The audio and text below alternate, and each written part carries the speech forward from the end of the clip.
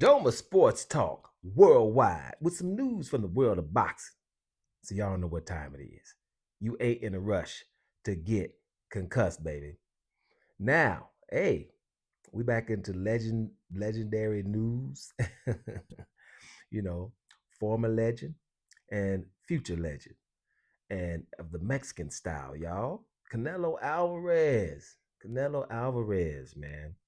And David El Monstro Benavidez, right? Listen, guys, we shouldn't be talking about these guys in the same sentence, right? My last video, man, excuse me, the audio went out, y'all, and I didn't, it just happened.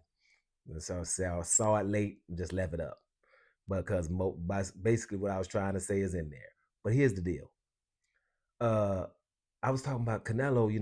Most people are talking about Canelo always being the top Mexican ever, or in the conversation of the top Mexican boxer ever.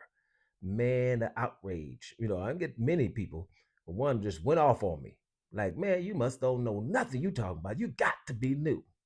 Yeah, well, he probably didn't listen to the whole video or has never seen me before because he knows damn well that I don't roll like that. I know what time it is, but that's what people are saying. And my point is, if people have been saying all this time how great Canelo is, then, that is what it is. I don't believe that. And in that video, I was explaining why I don't believe that. Because I don't think Canelo was categorically the best in any weight division he ever was. And I explained that. So we don't have to go there again. The thing about this is this. I don't think that David Benavidez and Canelo should be mentioned in the same sentence. David Benavidez, when he was at 168, basically punked Canelo out. Canelo won't fight him at any weight class. If it was 168, 175, or whatever, he's just not going to do it. He made Canelo say he ain't going to fight for Mexicans. Now, David Benavidez has done enough. They moving him up in that top 5 pound for pound, and he pretty much deserves that. I don't think no 1 or 2, not yet, but he pretty much deserves that because he's 168. He's beat everybody that was supposed to be somebody there. If you can beat a Demetrius Andrade who moved up, but he beat him, Caleb Plant, okay, you can do that one. But to beat David Morrell, that's it. 175, willing to fight whoever. He's willing to fight Bivol and Beterbiev, but he did beat Anthony Yard, right, and Vorchik, right. Now he went up to beat in the cruiserweight to beat Ramirez. Ramirez ain't the best cruiserweight, but what are they talking about when it comes to Dave Benavidez? They talking about Dave Benavidez versus Jai Aputaya, baddest dude at cruiserweight, about to go to heavyweight himself, or Alexander Usyk, the living legend. These are the kind of guys they're talking about him to fight. Now, ask yourself, in the whole career of Canelo Alvarez, who was he talking about he should fight that was, heavier than him and as good as him or better? Who? Never. No one wanted him to fight either Charlo. No one wanted him to fight a Demetrius Andrade ever. They was his size or smaller. It's claimed that Dimitri Bivol was bigger, and he wasn't. Right? Dimitri Bivol beat his ass at 175 and begged him to come down to 168 to fight him. What did I tell you guys back there? I said Canelo ain't fighting him at no damn 168 ever, because there goes the excuses. So he wasn't ever going to do that. And I told you before, and he didn't even want to readdress that loss at his weight class. Because you know why? I told you Canelo ain't passing no legacy. If Bivol would have beat him at 168, he would have been undisputed at 168 and 175. They didn't want that. So that didn't happen. I told you. Canelo is a good fighter, but David Benavidez is exceptional. Canelo knows that himself. He was never going to fight somebody like that.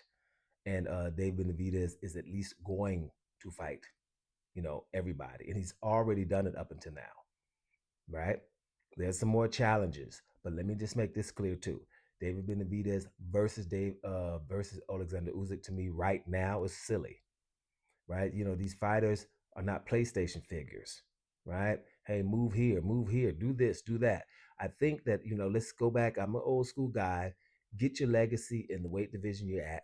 Get your legacy, then move somewhere. Just start. Yeah, hey, this is a good fight. 10 pounds over here. Here's another good fight, 15 pounds over there. If you're gonna fight Usyk, you're probably gonna want to stay up there. We've seen what going up in weight, the best fighter ever, probably. This guy is in the best fighter ever conversation, and that'll be Roy Jones Jr. Anybody who lived through it would definitely argue your ass off. Roy Jones Jr. is in everybody's best ever conversation, at least conversation, right? This guy, once he went up to heavyweight after all that and tried to come back down, losing muscle, didn't work out for him that good. He's the baddest one in terms of reflexes and punch and power, left hook, uh, whatever. He was just athleticism, all type of athleticism, footwork. Defense was pretty good because of his reflexes. Once his reflexes went, then his defense wasn't all that great at towards the end of his career. But Roy Jones Jr. is one of the baddest ever. Going up, beat John Ruiz, and coming back down, messing with Tarver, beating him the first time, but the second time getting knocked out, and then after that getting knocked out often from people that were not in his league. It's not something you want to do. So Benavidez handle his business. If he's gonna go back just to 175, handle it there. Get the Bivol or the Better Be a fight. That's some legacy. Get undisputed. Then go back up to cruiser and fight Apataya or whatever, right? And because those are hard fights. People are saying, "Hey, fight Apataya." Then right after that, fight Usyk. That's telling you how good he is. Because, like I repeat, who the hell was Canelo's Apataya? Who the hell was Canelo's Usyk? Who the hell was Canelo's Bivol? For crying out loud. You see what I'm saying? So when you're looking at it like that, Dave Benavidez and Canelo are two different ball games. Shouldn't be in the same sentence. Really shouldn't have. Never have. Want to just make that one clear. Doma Sports Talk worldwide. And I'm about to here, y'all.